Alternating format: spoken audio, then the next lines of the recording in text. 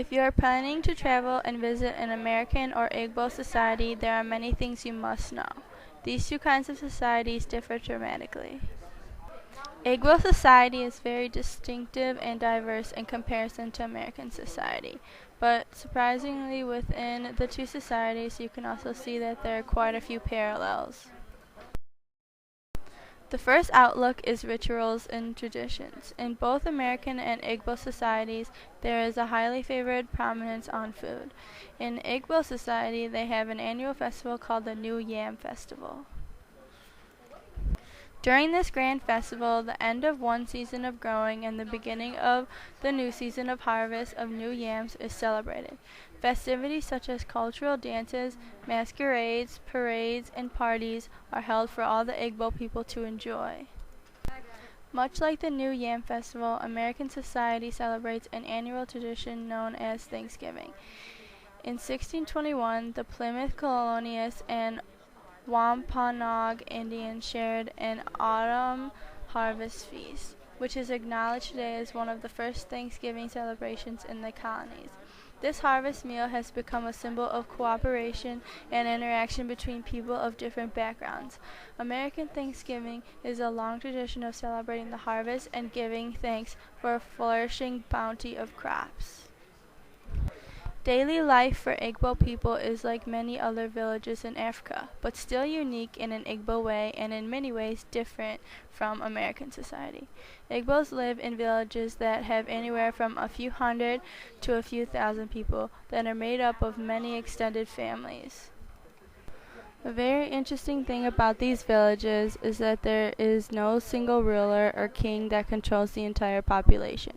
Decision making in the village is done by almost everyone and includes almost every inhabitant.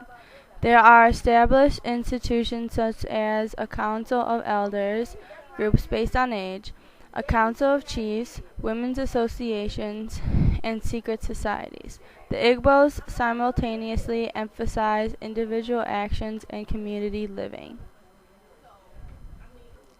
America, on the other hand, does have somewhat of a one single ruler system. In America, there is a President of the United States. He doesn't necessarily control the entire population, but he is the head leader and voice of the nation. Something else that needs to be taken into consideration is that Igbo society is much smaller, so of course their government system would differ.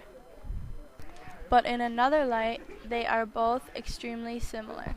Their chiefs of council and elders could be compared directly to our senators, governors, mayors, or even congressmen.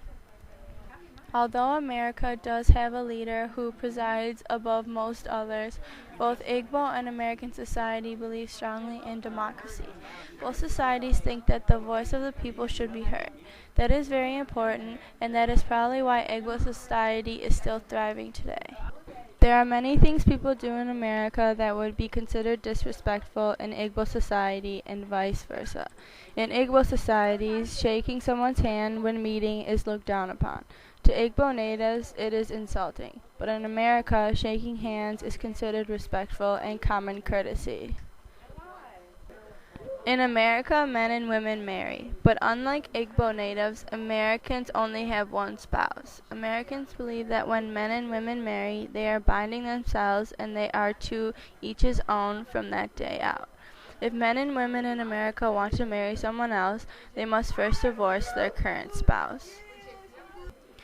Igbo men can have many wives. Because of their many wives, they have many children and families are usually very large. The more wives a man has, the more prosperous or wealthy he seems to be.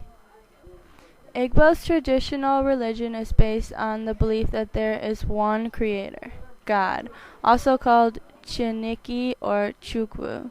Their God can be approached through deities and spirits with objects in nature, most commonly through Amodioa, the god of thunder.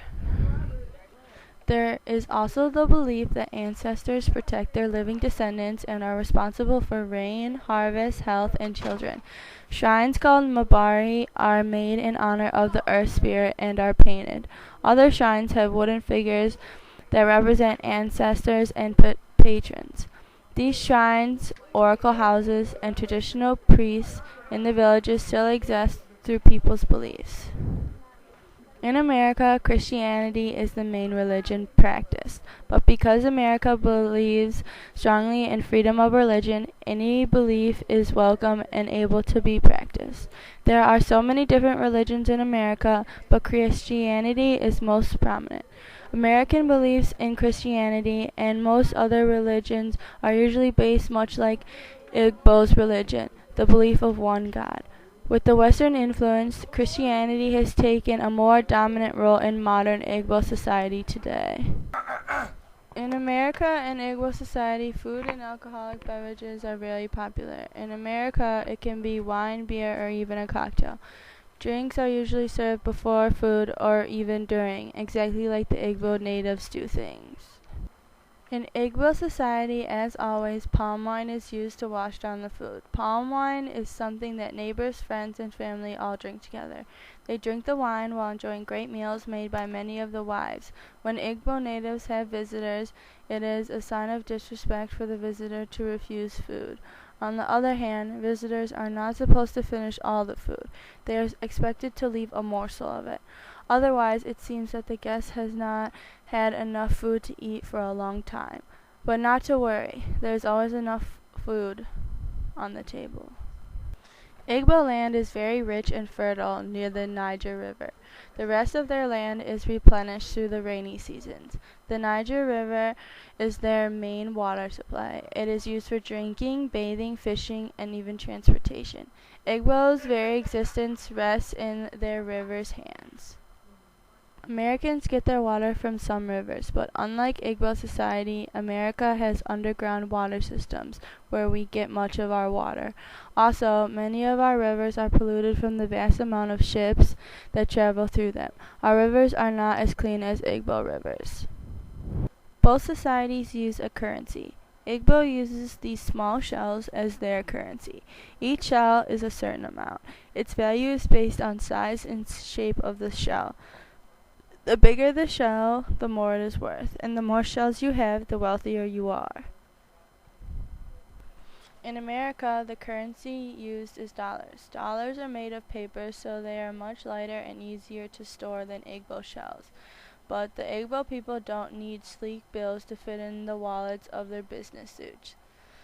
Each currency fits each nation perfectly.